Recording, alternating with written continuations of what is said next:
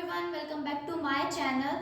तो जैसा कि हमने हमारी जो लास्ट वीडियो थी उसमें हमने माइकोराइजा और लाइकन्स के बारे में देखा था। तो अब हम उसके आगे बढ़ते हैं जिसमें हम वायरस और वायरोलॉजी क्या होता है और वायरस कैसे अपना living nature and non living nature show करता है और वायरस की जो डिस्कवरी हुई थी वो किस किसने की थी और क्या क्या की थी, हम इसके बारे में पूरा देखेंगे। तो हम स्टार्ट करते हैं। तो सबसे पहले जो लाइकन्स के बाद आता है वो है वायरसेस। तो लगभग आप सबको पता है वायरस क्या होता है। कुछ टाइम पहले एक बहुत बड़ा वायरस कोरोना वायरस भी फैला था, तो सबको मेनली थोड़ा बहुत तो पता होता है कि वायरस क्या होता है। तो आज हम वायरस के बारे में थोड़ा डीपली जानते हैं। तो जो वायरस होते हैं उनको वैनम भी कहा जाता है। इनको वैनम क्यों कहा जाता है? क्योंकि ये पॉइजनस होते हैं, यानी कि जहरीले होते हैं। और जो स्टडी होती है ना वायरस की, उसको वायरोलॉजी कहा जाता है। ये अब ध्यान रखें, वायरोलॉजी क्या होता है? Study of virus is known as virology. उसके बाद ये इन्फेक्शियस एजेंट्स होते हैं, यानी कि इन्फेक्शन कोज करते हैं। और ये ऑब्लिगेट इंट्रासेलुलर पैरासाइट और नॉन सेलुलर होते हैं। ठीक है, obligate intracellular parasite and non cellular. और ये एक्सेप्शन होते हैं सेल थ्योरी पे। क्यों एक्सेप्शन होते हैं सेल थ्योरी पे? ये है ना living organisms and non living organisms, इन दोनों के बीच में ना एक लिंक फॉर्म करते हैं। जैसे कि यहाँ पे हमने देखा कि इन्फेक्शियस एजेंट्स होते हैं, यानी कि इन्फेक्शन कोज करते हैं। अब इन्फेक्शन तो वही कोज करेगा जो लिविंग नेचर शो करेगा, ठीक है। और यहाँ पे हमने नॉन सेलुलर बताया, इसलिए कि लिंक फॉर्म करते हैं लिविंग्स और नॉन लिविंग्स के बीच में। तो अभी लिविंग नेचर अपना कैसे शो करते हैं हम ये देखते हैं। तो ये ना बायोमोलिक्यूल्स या हम बोल सकते हैं मैक्रोमोलिक्यूल्स के मिलकर बने हुए होते हैं और इनमें जेनेटिक मटेरियल प्रेजेंट होता है जिसकी वजह से ये इन्फेक्शन कोज करते हैं। ये म्यूचुएशन शो करते हैं। म्यूचुएशन क्या होता है? रिप्रोडक्शन, यानी कि म्यूचुएशन शो करता है, रिप्रोडक्शन शो करता है। आपने देखा है कि कई बार वायरस हमें थोड़ा बहुत हुआ और वो फैलता चला जाता है, तो क्या हो रहा है? वो रिप्रोडक्शन शो कर रहा है, ठीक है। उसके बाद इनको हम यूवी रेज और ऑटोक्लेविंग से किल कर सकते हैं। ऑटोक्लेविंग हमने पहले भी देखा था कि जब बैक्टीरिया अनफेवरेबल कंडीशन में डिवाइड करता है तो एक स्ट्रक्चर फॉर्म कर लेता है। उस स्ट्रक्चर को किल करने के लिए हम ऑटोक्लेविंग का यूज करते हैं, जो बहुत ज्यादा हीट प्रोड्यूस करता है। उसके बाद यहाँ पे हमने बताया था कि ये पैरासिटिक होते हैं। तो सीधी सीधी बात है कि ये जो होस्ट की मशीनरी है ना उस पे डायरेक्टली होस्ट स्पेसिफिसिटी देखते हैं, यानी कि डायरेक्टली होस्ट पे फेड ऑन करते हैं ये, ठीक है। इनकी स्पेसिफिसिटी क्या होती है? होस्ट स्पेसिफिसिटी होती है, यानी कि डायरेक्टली होस्ट की मशीनरी पे टेक ओवर कर लेते हैं। अब हम देखते हैं कि नॉन लिविंग नेचर कैसे शो करते हैं।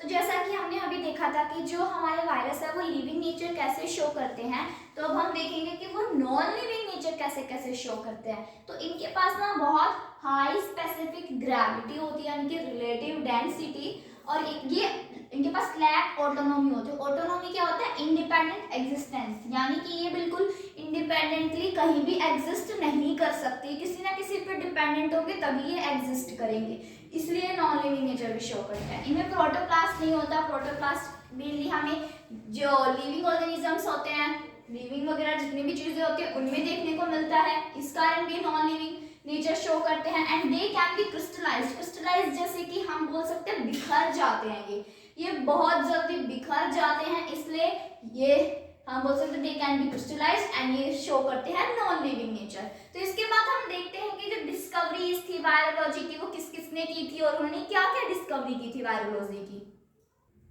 अब हम देखते हैं डिस्कवरीज ऑफ वायरोलॉजी की। जो हमारे डिफरेंट साइंटिस्ट आए थे जिन्होंने वायरोलॉजी की डिस्कवरी की थी, अलग अलग वायरसेस के बारे में बताया था, तो अब हम उनको देखते हैं।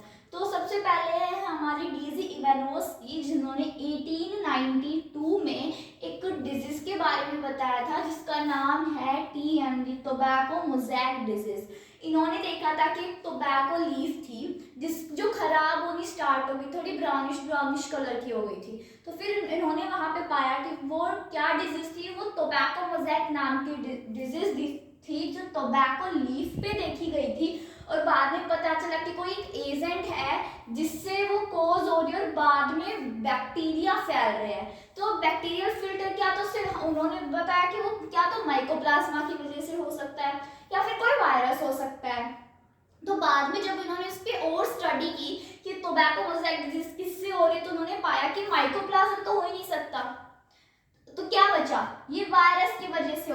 एजेंट कौन सा था, वो एजेंट था virus TMV, tobacco mosaic virus. तो हमारे जो साइंटिस्ट थे डीजे इवनवर्स, उन्होंने टोबैको मोज़ैक डिजीज के बारे में बताया था, जो टोबैको लीफ पे होती है। तो उसके बाद हमारे सेकंड साइंटिस्ट आए MW बिजरनिक, जिन्होंने 1898 में एक फ्रेज यूज किया था, कॉन्टेजियम वाइवम फ्लूइडम, जिसका क्या मतलब होता है? कॉन्टेजियम का मतलब होता है इन्फेक्शियस, वाइवम का मतलब लिविंग, और वो लिविंग कब होगा? जब वो वायरस जो है वो होस्ट के अंदर प्रेजेंट होगा, तभी वो लिविंग होगा। और फ्लूइडम यानी कि फ्लूइड। और इन्होंने क्या बताया कि कोई भी मान लो एक प्लांट है, उस पे फंगस लगी हुई, यानी कि कोई भी फंगस इन्फेक्टेड प्लांट है, वो अगर हम किसी हेल्दी प्लांट के साथ रख देते हैं, तो वो हेल्दी प्लांट है वो भी अनहेल्दी होना स्टार्ट हो जाएगा। जैसे कि आपने कई बार देखा भी होगा, एक पेड़ है, उस पे एक ही डाली पे 2 फल लगे हुए हैं, जिसमें से एक खराब है और एक सही है। तो क्या होता है, जब वो खराब जो हेल्दी फ्रूट है वो जब अनहेल्दी फ्रूट के कांटेक्ट में आता है, तो दूसरा फ्रूट भी अनहेल्दी होना स्टार्ट हो जाता है, वो भी खराब होना स्टार्ट हो जाता है।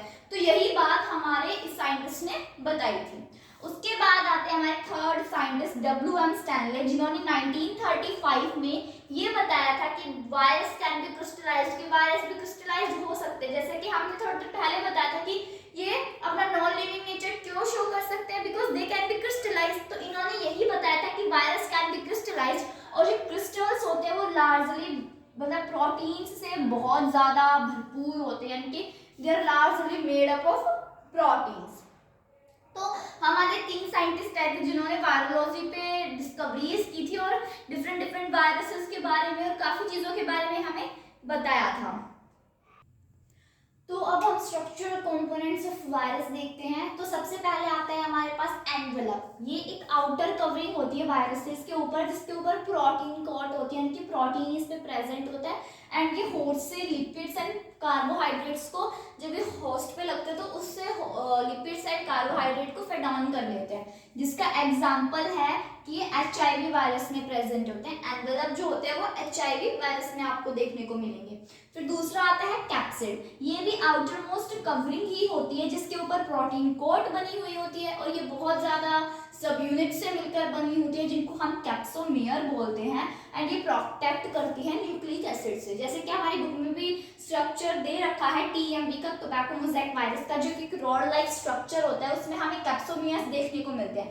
जैसे कि ये स्ट्रक्चर है हमारे, यहाँ पे हमारे RNA प्रेजेंट है, और ये न्यूक्लिक एसिड, मान लो जब बाहर से न्यूक्लिक एसिड आता है तो ये जो प्रोटेक्ट करती है हमें। ये हमारे कैप्सोमर से, ये आपको ये स्ट्रक्चर देखने को मिल रहे हैं ना, ये वाले, ये हमारे कैप्सोमेयर्स है, जिनकी अगर हम टोटल वैल्यू देखें तो वो ये होती है, ठीक है, 2130। उसके बाद अगर हम न्यूक्लियोटाइड देखें तो न्यूक्लियोटाइड इसमें होते हैं हमारे 6400।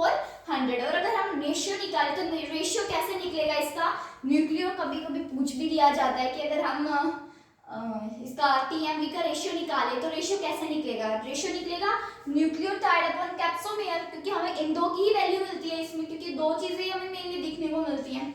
तो न्यूक्लियोटाइड कितने हैं इसमें 6400, एंड कैप्सोमेयर कितने हैं 2130। तो इनका रेशियो हमारे पास क्या आता है 3/1:3 रेशियो 1 हम इसको बोल सकते हैं, ठीक है। ये हमारे कैप्सोमियर्स होते हैं, जो कि सब यूनिट जिनको हम बोलते हैं। उसके बाद आता है जेनेटिक मटेरियल। क्या तो कोई भी बैक्टीरिया ले लो, क्या तो उसमें सिर्फ DNA प्रेजेंट मिलेगा या फिर RNA प्रेजेंट मिलेगा। जैसे हमने यहाँ देखा, यहाँ पे जो हमारा TMV था उसके पास सिर्फ RNA है, DNA नहीं है। क्या तो RNA मिलेगा या फिर DNA मिलेगा। ये दोनों कभी भी हमें साथ देखने को किसी भी वायरस में नहीं मिलेंगे। ये सिंगल स्टैंडर्ड हो सकता है, डबल स्टैंडर्ड भी हो सकता है, ये भी single standard and double standard हो सकते हैं। जो प्लांट्स में वायरस होता है उसको हम फाइटोफेज बोलते हैं, फेज वर्ड हम वायरस के लिए यूज करते हैं। ये सिंगल स्टैंडर्ड RNA इसमें प्रेजेंट होता है। उसके बाद अगर एनिमल्स में वायरस हो तो उसको हम जू फेज बोलते हैं, जिसमें सिंगल स्टैंडर्ड और डबल स्टैंडर्ड दोनों तो RNA प्रेजेंट होते हैं, and double standard DNA present होता है। और बैक्टीरियल वायरस, जो बैक्टीरिया में वायरस होता है उसको हम बैक्टीरियोफेज बोलते हैं, जो कि डबल स्टैंडर्ड डीएनए जिसमें प्रेजेंट होता है। इसका डायग्राम हमारी बुक में दे भी रखा है कुछ ऐसा। ये हमारे पास हेड है जिसके ऊपर प्रोटीन की कोट है, ठीक है। ये कॉलर, इनको कॉलर बोला जाता है। ये शीथ लाइक स्ट्रक्चर है।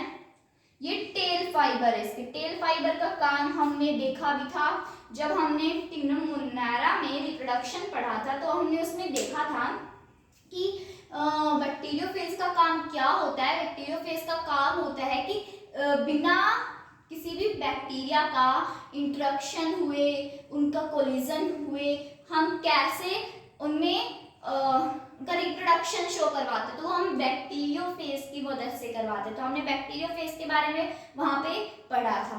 तो ये थे कुछ हमारे स्ट्रक्चर कंपोनेंट्स वायरस के। उसके आगे हम कुछ वायरल सिम्टम्स के बारे में पढ़ेंगे, वायरॉइड्स और बाकी चीज जो हमारी प्रायंस बचे उनके बारे में पढ़ते हैं। तो अब हम वायरल सिम्टम्स के बारे में देखते हैं। तो हमें प्लांट्स में क्या क्या वायरल सिम्टम्स देखने को मिलते हैं।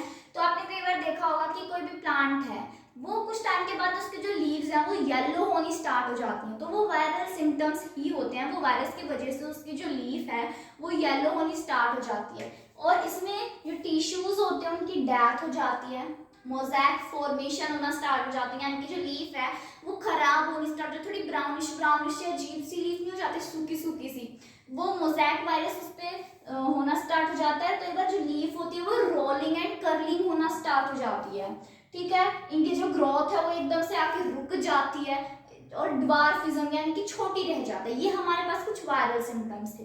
उसके बाद हम वायरॉइड्स के बारे में पढ़ते हैं। ये स्मॉलेस्ट सेल्फ रेप्लिकेटिंग पार्टिकल्स होते हैं, यानी कि बहुत छोटे छोटे, और ये सेल्फ रेप्लिकेटिंग पार्टिकल्स हैं। इनको डाइनर ने 1971 में डिस्कवर किया था। ये इन्फेक्शियस कोजिंग होते हैं और इनमें आरएनए होता है, जेनेटिक मटेरियल में आरएनए प्रेजेंट होता है, और इनके ऊपर प्रोटीन की कॉट प्रेजेंट नहीं होती, यानी कि प्रोटीन की कॉट एब्सेंट होती है। ये ऑब्लिगेट पैरासाइट होते हैं। ऑब्लिगेट पैरासाइट यानी कि स्ट्रिक्ट पैरासाइट्स होते हैं, ठीक है। और इनका जो मॉलिक्यूलर वेट होता है वो लो होता है। वायरस का मॉलिक्यूलर वेट अगर हम वायरस से कंपैरिजन करें तो बहुत ज़्यादा लो होता है। जैसे कि एग्जांपल हम देख सकते हैं PSTD, potato spindle tuber disease, ये वायरॉइड्स का एग्जांपल है। उसके बाद अगर हम वायरोसोइड्स देखें तो ये डिस्कवर किए थे रैंडल ने। ये क्या होता है कि जो बड़े बड़े वायरस होते हैं ना, उनके जो कैप्सिड होते हैं, कैप्सिड यानी जिसको हम कैप्सोमियर भी बोल सकते हैं, जो उनके बड़े बड़े वायरस होते हैं, उनके जो कैप्सोमियर होते हैं ना, ये उनके अंदर प्रेजेंट होते हैं और ये आरएनए वायरस होते हैं, ठीक है। उसके बाद ये रेप्लिकेट करते हैं होस्ट के अंदर ही, क्योंकि ये भी पैरासिटिक होते हैं, तो होस्ट के अंदर ही ये रेप्लिकेट करते हैं, और ये कोई भी किसी भी टाइप का वायरस ये कोज करते ही नहीं है, ठीक है। वायरोसोइड्स कोई भी वायरस कोज नहीं करते हैं। उसके बाद लास्ट टॉपिक है इस चैप्टर का, हमारा सेकंड चैप्टर का द लास्ट टॉपिक, प्रायंस। ये डिस्कवर किए थे एल्पर एट अल ने, जो सिमिलर होते, जो वायरसेस का साइज होता है ना उससे बहुत ज्यादा मिलते जुलते होते हैं ये, और प्रोटीनेशियस इन्फेक्शियस पार्टिकल्स होते हैं, यानी कि प्रोटीन की कोट इन पे प्रेजेंट होती है, और ये इन्फेक्शियस कोजिंग पार्टिकल्स होती हैं, यानी कि इन्फेक्शन कोज करते हैं, और ये कोई भी सर्टेन डिजीज, छोटे मोटे डिजीज ही कोज करते हैं। और जैसे कि हमने देखा वायरोसोइड्स तो हमारे इन्फेक्शन कोज करते नहीं है, और प्रायंस जो होते हैं वो बहुत छोटे मोटे डिजीज को ही कोज करते हैं। तो इसी के साथ हम सेकेंड चैप्टर को का एंड करते हैं, और नेक्स्ट वीडियो में हम नेक्स्ट चैप्टर का इंट्रो पढ़ेंगे, नेक्स्ट चैप्टर को स्टार्ट करेंगे। तो मेरी बाकी वीडियोस देखने के लिए मेरे चैनल को सब्सक्राइब करें, वीडियो को लाइक करना ना भूलें। थैंक्स।